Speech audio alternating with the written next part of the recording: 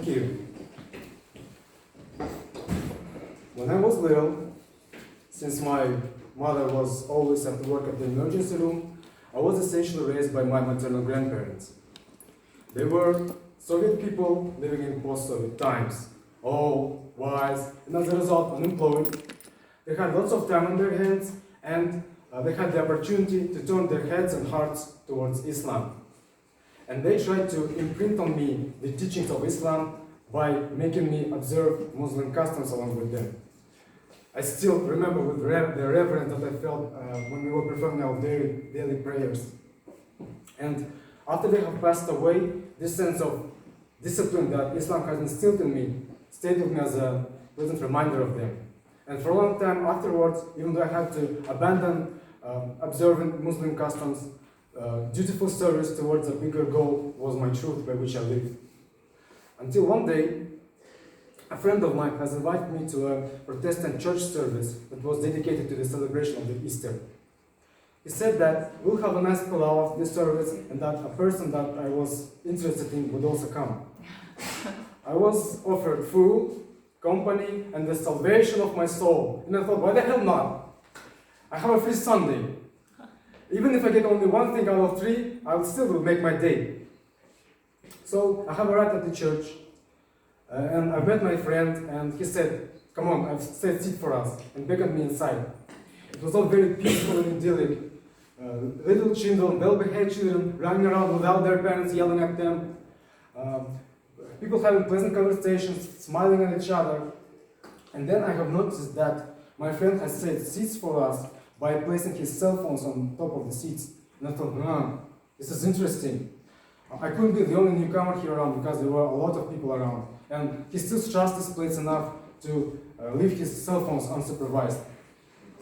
So, the service has started with live music actually. The congregation started singing songs praising God. And suddenly crept up a familiar feeling. It was the same as when I was praying with my grandparents. It is a very blasphemous thing to say, but it felt the same when I was attending a football match at Astana Arena. And the thing that was they had in common that there was a gathering of people who were there to celebrate something that was far bigger than themselves. And the feeling was familiar, but it was also different in that I couldn't join in. I felt an outsider. I was an outsider. So the concert has ended, and the preacher came up to the stage. And he started explaining the origins of the Easter, how it was started in the ancient Egypt, and how it was a result of God's 10 great punishments. And the more he was going on, the more uneasy I was feeling, the more uncomfortable I was feeling. Although there were no objective reasons for me to feel this way. People were nice to me. People were friendly with me. People were welcoming. The problem lied within myself. I was feeling like I was a traitor. I felt like I didn't belong there. I was telling myself, you're an agnostic who was raised by Muslims. What on the earth are you doing at the Protestant service? So, when you don't like something for no reason at all, you try to find flaws in it. You try to pick it apart, you try to find the truth. And as you also know, in Russian language there are two words, pravda and istina.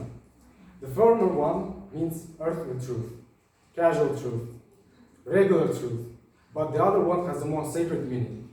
It is the absolute truth, something that is truer than true, something that transcends borders. And so I was sitting there and trying to find casual truth in what the preacher was saying, and I didn't find it predictably because there never is earthly truth in what the preachers are saying. But there was a sacred truth in my experience. After this service has ended, the preacher has asked his congregation to make donations, and he said it without forcing anyone to pay. He asked for it with tact and consideration. And I have saw that there could be different kinds of reverence that could be experienced, and that searching for a bigger goal, serving something bigger than yourself cannot be about duty, but also about trust and ease. And I couldn't, after the service has ended, I couldn't stay for long because I thought that people go to church for three reasons. because of force of habit, because I want to meet someone, and because I need guidance. I didn't have the habit. There was a person that I wanted to meet, but I thought that going to church just to meet with someone is disrespectful toward people who are truly lost.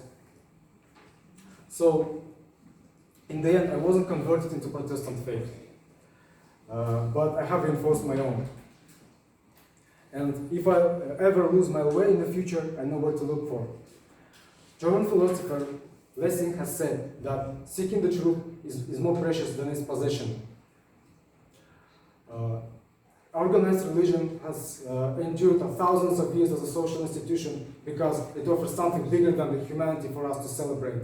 And the most important part is that not only organized religion can offer that, it can be anything. It can be science, it can be art, it can be whatever job you're doing, only if you're willing to look for the truth. It can be even football, because well, some of the fans certainly think that it's bigger than everything. In the end, I was offered three things.